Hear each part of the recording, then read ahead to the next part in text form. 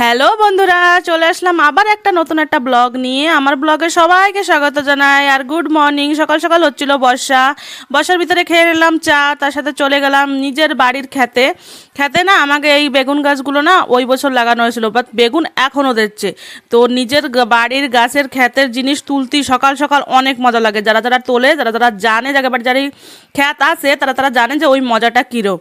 তো এই খেতেতে সুন্দর সুন্দর বেগুনগুলো তুলে নেব। এই বেগুনগুলো খেতে সেই টেস্টি। তো আমি এনতে মানে অনেকগুলোই বেগুন হয়েছিল, তা ছোটো ছোটো ছিল, যেগুলো একটু বড় আছে সেনতে একটা 4খানা বেগুনের মতন উঠে নিলাম। কেন কি আমি বানাবো ভেজিটেবলস উপমা, তো উপমাতে দেওয়ার জন্য বেগুনগুলো উঠালাম। তোমরা যদি কোনোদিন উপমাতে বেগুন দাওনি, একবার দিয়ে দেখো, অনেক টেস্টি লাগে আর হেলদি বি।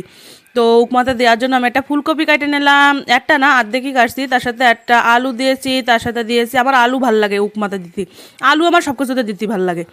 আর তার সাথে গাজর দিলাম আর বেগুন কেটে নিলাম। তারপরে না উপমাতে না, সুজির উপমাতে সিমাই দিলে অনেক টেস্টি লাগে, তো সিমাইটা একটু ভাজে নিলাম, রোস্টেড সিমাই, সেই টেস্টি লাগে উপমাতে দিলে।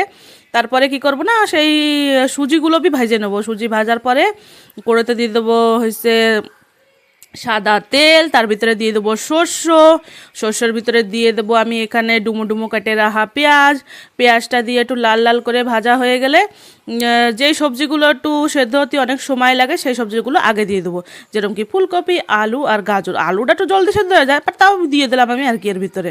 তার ভিতরে দিয়ে দেবো পরিমাণ মতন লবণ, আর তার সাথে দিয়ে দেবো হলদি। উপমাতে কিচ্ছু মশলা লাগে না, সিম্পল বানাতে হয় আর অনেক টেস্টি হয়। তার ভিতরে দিয়ে দিলাম বেগুন, ওইগুলো অল্প একটু সেদ্ধ হয়ে যাওয়ার পরে লাস্টের দিকে বেগুন দিয়েছিলাম। তারপরে দিয়ে দেবো এই জায়গায় দুটো টমেটো দিলেও অনেক টেস্টি লাগে, একবার দিয়ে দেখো, ঠিক আছে। তো ওইগুলো দিয়ে ভালোভাবে ভাজা ভাজা করে তার ভিতরে দিয়ে দেবো সিমাই, একটু ভাজা ভাজা করে দিয়ে দেবো অল্প পরিমাণে জলটা কিন্তু অল্প দিতে হবে, নাহলে করলাম ওই সুজি পুরো গলে যাবে। তারপরে একটু ফুটে আসার পরে দিয়ে দেবো সুজি, তারপরে একটা 10 মিনিটের মতন পুরো লো আছে ঢেকে রেখে দেবো সুজিগুলো, তাহলে সুজিগুলো মস্ত খিলা খিলা হবে, এরকম দলা দলা হবে না, চিপকা চিপকা হবে না। এখনও চিপকা চিপকা লাগতেছে, পরে যেগুলো এগুলো একটু ঠান্ডা হয়ে গেলে মস্ত খিলা খিলা হয়ে যাবে, অনেক সুন্দর হয়ে যাবে, বুঝছে। তো ছেলের জন্য উপমা উঠোয় রেখে দিয়ে দিলাম ধনেপাতা আর কাঁচা লঙ্কা। তোমরা আগেও দিতে পারো কাঁচা লঙ্কা, বাট আমার ছেলে খাবে বলে আমি দিই নাই। তো উপমা আমার রেডি, চলো দিয়ে আসি তাকে, আমার হাজব্যান্ডকে।